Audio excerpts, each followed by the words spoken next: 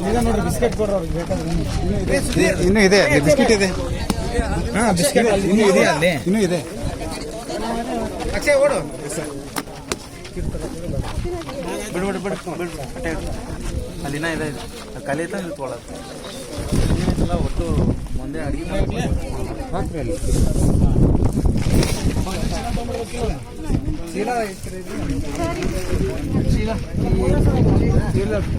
ಯಜಮಾನ್ರಿ ಚೀಲ ತಾನೆ ಹಾಕೊಂಡ್ಬಿಡ್ರಿ ಕೊಡ್ರಿ ಚೀಲ ಬಿಡ್ರಿ